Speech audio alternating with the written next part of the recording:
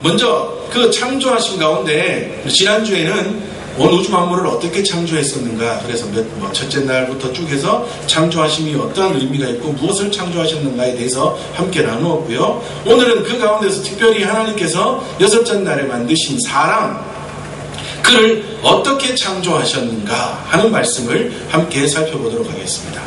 답에 보니까 하나님이 자신의 형상을 따라 지식과 거룩과 의로 남녀를 창조하시고 모든 피조물을 지배하게 하셨답니다. 자, 먼저 누구를 창조하셨다고요? 남자와 여자를 창조하셨답니다. 창세기 2장 18절 말씀에 보면 여호와 하나님이 가라사대 사람이 혼자 사는 것이 좋지 아니하니 내가 그를 위하여 돕는 배필을 지으리라 하시니라 하시고 처음 만드셨던 사람의 돕는 배필인 하와를 만들어 주셨습니다. 자, 그런데 여기서 말하는 돕는 배필이라는 이 말은요, 여러 가지 뜻이 있는데 그 뜻을 하나로 쭉 모아서 보면 이런 뜻이랍니다. 그를 마주보는 것처럼, 늘 마주보는 것처럼 대하며 호의하고 더해주고 돕는 것. 그러니까 돕는 것은 제일 처음에 뭐 해야 된다고요? 마주보고 살아야 된다. 마주보고 사십니까? 네. 돕는 배필과 매일매일 마주보고 사십니까? 네. 요즘 부부들이 그렇다면서요. 대화를 하는데 서로가, 남편은 이쪽으로 얼굴을 들고 부인은 저쪽으로 얼굴을 들고, 그래서 서로 다른 분 대보고 대화하는 부부들이 그렇게 많답니다. 왜요? 얼굴 보면 힘들어서요. 얼굴 보면 힘들어서 대화를 하는데 서로 다른 방향을 보고 대화를 하는 부부들이 많답니다. 근데 그건 성경적이 아니에요. 그죠? 하나님께서 만드신 돕는 배필은 어떻게 하는 거예요? 제일 먼저 서로 마주보는 그러한 사람들이 돕는 배필이랍니다. 그리고 그 다음에는 뭐 해야 된다고요? 호위하랍니다. 호위가 뭐예요? 보호해주는 거예요. 보호해주는 거. 그리고 뭐 또 그 다음에는 더해주랍니다. 더해주는 거. 남편이, 아내가 자기가 보았을 때 무언가가 부족하면 더해주는 거. 우리 원사님들, 집사님들 이제 남편분 용돈 모자란다 그러시면 더해주십시오. 그런 의미뿐 아니라 항상 더해주는 거랍니다. 더해주는 것. 그리고 돕는 거랍니다. 이 모든 것들을 통하여 돕는 것이 하나님이 만들어주신 돕는 배필이랍니다. 그런데 이 말씀 창세기 2장 18절을 읽으면 우리 한국 정서, 특히 남아 선호 사상이 가득 차 있는 우리 한국 사람들은, 특히 또 남자분들은 뭐라고 합니까? 봐라, 하나님이 아담은 원래 있었고 아담이 뭐로요? 돕는 배필로 하와를 만들어준 게 아니냐. 그러니 서로 마주보고 호의하고 더해주고 돕는 거는 누구의 몫이라는 거예요? 누구의 몫이라고요? 여자의 몫이다. 그렇게 남자 우리 분들이 많이 말씀하시잖아요. 그죠? 그런데 아니래요. 돕는 배필은 뭐예요? 서로 마주보고 호의하고 더해주고 돕는 거랍니다. 그렇게 얘기하면 요즘 또 남아선호 사상으로 봐라, 이 모든 것은 여자의 몫이다 하면 요즘은 어떻게 돼요? 큰일 나잖아요. 요즘은 여성 우월주의의 시대다 해가지고 이 현대 시대에 어디 남자 하느냐. 요즘 보니까 TV에 예능 프로그램에 나와가지고 말을 하다가요, 남자들이 여자들이, 그러니까 여자들이라는 들 소리만 해도 큰일 난답니다. 요즘 사람들이 무슨 여가분이 무슨 여성 인권단체 이런 데서 난리가 난답니다. 그래서 굉장히 조심해야 돼요. 그래서 요즘은 여성 우월주의니 아니다, 이제는 여자가 위이니 마주보고 호의하고 더해주고 돕는 것은 이제 남자의 몫이다 라고 요즘은 말하는 게 더 편안한 시대가 됐다고 합니다. 근데 우리는 어떻게 해야 될까요? 이것도 저것도 아니에요. 그죠? 남자를 위한 것도 아니고 여자를 위한 것도 아니고 어떻게 해요? 서로를 위한 것이랍니다. 이것을 성경에서 분명히 말씀해주고 있습니다. 고린도전서 11장 11절 12절이에요. 우리 같이 읽어보겠습니다. 시작. 주 안에는 남자 없이 여자만 있지 않고 여자 없이 남자만 있지 아니하니라. 이는 여자가 남자에게서 난 것 같이 남자도 여자로 말미암아 났음이라. 그리고 모든 것은 하나님에게서 났느니라. 남자도 여자에게서, 여자에게서 여자도 남자에게, 서로가 서로를 위한 존재다.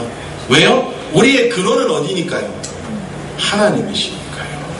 우리는 하나님에게서 난 자들이니 하나님이 단지 남자로 여자로 하나님의 뜻하시고 하나님의 섭리하심에 따라 필요에 따라 남자와 여자로 이렇게 나누어 지어주시고 살게 하신 것이지 그 어느 존재가 우월하고 열등한 것은 아니라고. 그러므로 우리는 서로를 위하여 돕는 배필로 살아야 된다고 성경은 우리에게 분명하게 말씀해 주고 있습니다. 그러므로 우리가 이 모든 것들을 기억하며 살아야 되는 우리의 삶의 목표가 무엇인가 하면 그때 우리가 기억해야 될 것이 우리가 오늘 읽은 본문 창세기 1장 27절 28절 말씀입니다. 다시 한번 읽어보겠습니다. 준비 시작. 창세기 1장 27절 28절이요. 시작. 하나님이 자기 형상 곧 하나님의 형상대로 사람을 창조하시되 남자와 여자를 창조하시고 하나님이 그들에게 복을 주시며 하나님이 그들에게 이르시되 생육하고 번성하여 땅에 충만하라 땅을 정복하라 바다의 물고기와 공중의 새와 땅에 움직이는 모든 생물을 다스리라 하시니라. 누가 먼저가 아닌 우리는 모두가 서로를 돕는 배필로 함께 하나님의 사명을 이루며 살아가야 하는 것이 하나님이 우리를 이 땅에 보내신 목적이라는 것을 우리는 늘 기억하며 살아야 합니다. 그리고 이 가운데서 돕는 배필이라는 것이 물론 하나님께서 처음 사람 아담을 만드시고 돕는 배필인 하와를 만드실 때에는 아담을 돕는 자 하와로 만들어 주셨지만 이 돕는 배필이라는 이 말씀을 우리가 좀 더 넓은 의미에서 본다면 부부간에 남녀 부부간에만 적용되는 말씀이 아니라 어디에까지 적용될 수 있을까요? 우리가 살아가며 만나는 모든 사람에까지 우리가 적용하며 살아야 되지 않을까를 또 한번 생각해 봅니다. 우리는 모든 특히 우리 믿음 안에서 믿음의 동력자들 안에서 우리는 서로가 돕는 배필이 되어야 합니다. 우리 한글 성경을 읽으면 돕는 배필 이러면 결혼한 부부 막 이렇게만 생각하는데 우리가 좀 더 넓은 의미로 생각할 수 있어야 됩니다. 우리는 모든 믿음의 동력자 안에서 우리는 서로 돕는 자들이 되어야 된다. 믿음의 가족들 안에서 서로를 바라볼 수 있어야 되고 서로를 호의해 줄 수 있어야 되고 서로를 더해 줄 수 있어야 되고 서로를 도와줄 수 있는 자가 되어야 합니다. 점점 이 현대 시대가요 너 개인주의 시대가 되다 보니까요 교회 안에서마저도 서로가 서로에 대한 기대감도 없고 서로가 서로를 바라보고 돕고 함께하는 그러한 마음들조차도 점점 없어지죠. 우리 성민교회는 절대 안 그러시잖아요. 그죠? 제가 사역할 때부터 보면 우리 장로님들, 권사님들, 집사님들, 성도님들 서로가 서로를 잘 돌아보며 사시지만 이 현대의 특히 대형 교회들은요 교회가 크면 클수록 누가 누군지조차도 모르고 관심도 없습니다. 교회를 오는 이유가 뭔가 하면 교회 주일날 와서 예배 1시간 드리고 내가 해야 되는 헌금 그만큼만 하면 뭐가 될 거라고 생각해요? 복이 될 거라고 생각하고 그것이 나의 방패막이 된다고 생각해요. 그래서 또 한 주간 내가 안전하게 잘 살겠지 라고 생각하며 살아간다. 제가 알고 있는 어떤 저보다 나이가 1살 많은 형님은요 옛날부터 교회를 열심히 다니다가 직장생활을 하면서부터는 교회를 안 왔어요. 그런데 1년에 한 번 교회를 와요. 언제 오는지 아십니까? 성부영신 예배 때. 성부영신 예배 때 한 번 딱 와요. 왜요? 그때 마지막 시간과 첫 시간을 하나님 앞에 드리면 1년 동안 보호막이 쳐지는 줄 알아요.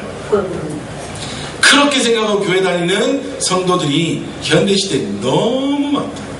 그러니 다른 사람들을 돌아볼 이유가 없어요. 다른 사람들을 돌아볼 생각조차 안 하고 관심조차 없어요. 그러나 하나님께서 이 말씀을 주신 우리 믿음의 가족들은 이것을 분명히 날마다 기억하며 살아야 합니다. 우리는 믿음의 가족들 안에서요 돕는 자가 되어야 합니다. 나에게는 더 많은 것, 힘, 돈 또는 봉사할 수 있는 마음 뭐 여러 가지 기도할 수 있는 기도의 능력 무엇이든지 내게 다른 자보다 더 많은 것이 있으면 돌아보고 없는 자들에게 흘려보내야 한다. 나는 돈이 좀 많으면 없는 분들에게 나누어 줄 수 있어야 되고 나는 기도를 남들보다 좀 더 하나님이 많이 할 수 있는 은혜를 주셨다면 그 기도의 시간에 다른 이들을 위한 중보의 기도로 하나님 앞에 나아갈 수 있어야 되고요. 나는 그래도 건강이 좀 있어서 하나님이 봉사의 마음을 주셔서 교회에 봉사를 더 할 수 있는 즐거움을 주셨다면 할 수 없는 분들을 대신해서도 더 봉사하면서 서로가 서로를 맞추어 갈 수 있는, 도와가며 살아갈 수 있는 그러한 우리들이 되어야 된다. 그것이 바로 하나님께서 우리를 창조하신 이유입니다. 그리고 그렇게 살아가는 삶이 아름다운 교회를 이루며 살아가는 삶이라. 그리고 이것을 좀 더 넓은 의미로 본다면요, 이 사회 속에서, 이 세상 속에서도 우리는 돕는 자가 되어야 됩니다. 우리 한국교회가 조금 잘못 생각하고 있는 것 중에 하나가, 제 어릴 때도 그랬어요. 제 어릴 때도 보면 누가 제일 똑똑한 학생이고 누가 제일 좋은 학생인가 하면 교회 와서 시끄러운 애들이 제일 좋은 애들이었어요. 학교에서 밖에서는 어떻게 사는지 관심도 없고요. 교회 어른들이요, 교회 와서 뭐 신앙생활 좀 한다, 교회에서 왔다 갔다 하고 자주 얼굴 보이고 기도한다, 뭐 한다 하면 걔가 최고인 줄 알고 애들을 키웠다. 저도 주일학교, 중고등부 시절에 보면 교회 안에서 시끄러우면 최고인 줄 알았어요. 최고. 학교 가서는 뭐하고 살아가는지도 모르고 어떻게 살아가는지도 몰라요. 그러니 어른들이 그렇게 자꾸 인정해 주니 자꾸 학생들이 어디에 가서 놀라 그래요. 저 어릴 때는 교회 가서 놀라 그랬다고요. 제 주일학교 시절, 중고등부 시절은 교회 가는 게 최고 좋았어요. 제가 성민교회 있을 때 설교하면서 한번 말씀드렸던 것 같은데, 제가 고등학교 시절에 공부를 잘했었을까요? 못했었을까요? 잘하게 생겼어요? 못하게 생겼어요? 못하게. 예, 맞죠? 그거 나오세요. 제가 잘하게 생겼어요? 못하게 생겼어요? 잘하게 생겼어요. 그냥 해주시는 말씀이잖아요.